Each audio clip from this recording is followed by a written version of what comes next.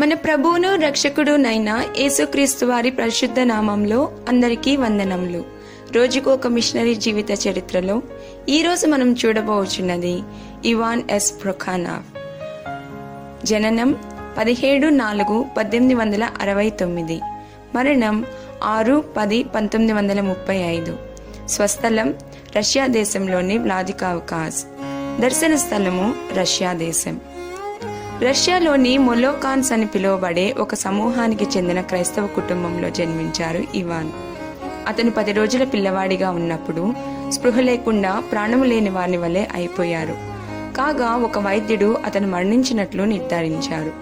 అయితే అంత్యక్రియలకు సన్నాహాలు జరుగుతుండగా ఆశ్చర్యకరంగా అతను కళ్ళు తెరిచి ఏడవటం ప్రారంభించారు. అతని పట్ల తాను కలిగి ఉన్న సంకల్పాన్ని బట్టి దేవుడు ఇవాన్కు క్రొత్త జీవితాన్ని ఇచ్చాడు. క్రైస్తవ విలువలతో పెరిగిన ఇవాన్ పేదవారు మరియు బాధల్లో ఉన్న వారి ఎడల మిక్కుటమైన కనికరము గలవారు. ఏదేమైనప్పటికీ అతని యవ్వనంలో నిరాశావాద భావజాలాల ద్వారా అతను దారి తొలగిపోయారు. అయితే జీవితం యొక్క నిజమైన ఉద్దేశం ఏమిటి అనే ఒక ప్రశ్న అతని మనసును పీడిస్తుండేది. కాగా ఒకరోజు నిరాశతో నిండిన హృదయంతో ఇంటికి తిరిగి వచ్చిన అతను తన ప్రాణాలను తీసుకున్న ద్వారా తానే తన జీవితాన్ని ముగించి జీవితాన్ని జయించాలి అని నిర్ణయించుకున్నారు. అయితే అతను తన గదికి వచ్చినప్పుడు పళ్ళపై ఒక కాగితమును కనుగొన్నారు. నీవు యేసుక్రీస్తును ప్రేమిస్తున్నావా అని దాని మీద రాసి ఉన్న మాటలు అతని హృదయంలో లోతుగా గుచ్చుకున్నాయి.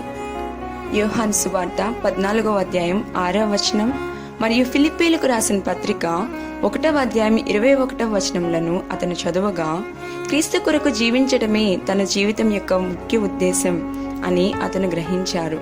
అటు పిమ్మట అతను నిరాశావాదాన్ని అనుసరిస్తున్న విద్యార్థులను వారున్న అంధకారం నుండి వెలుగులోనికి తీసుకుని రావాలని వారికి సత్యాన్ని వివరించటం ప్రారంభించారు. లైఫ్ ఫర్ క్రైస్ట్, క్రీస్తు కొరకే జీవితం అనునది అతని నినాదంగా మారింది. ఆ సమయంలో రష్యాలో ఆర్థడాక్స్ సంఘమునకు సంబంధించి కాకుండా వెలుపల జరిగే ఎటువంటి మతబోధన కూడా చట్టబద్ధమైనది కాదు. కాబట్టి ఇవాన్ కర్మాగారాలలోనూ మరియు ఇతర చోట్ల పనిచేసే కార్మికులను సంధించవచ్చని మెకానికల్ ఇంజనీర్గా తన వృత్తిని ఎంచుకున్నారు. ఒక ప్రక్క పరిచర్య చేస్తూ తన పోషణ కొరకై తానే పనిచేసి సంపాదించుకొనిన అపోస్తలుడైన పౌలును అతను అనుసరించారు. కాబట్టి అతను ఉదయం పనిచేసి రాత్రిపూట బోధిస్తూ దేవుని సేవలో పాలు పొందేవారు. అతను 10 క్రైస్తవ పత్రికలను మరియు ఒక క్రైస్తవ వార్తాపత్రికను ప్రచురించారు. 1000కి పైగా పాటలను రాశారు.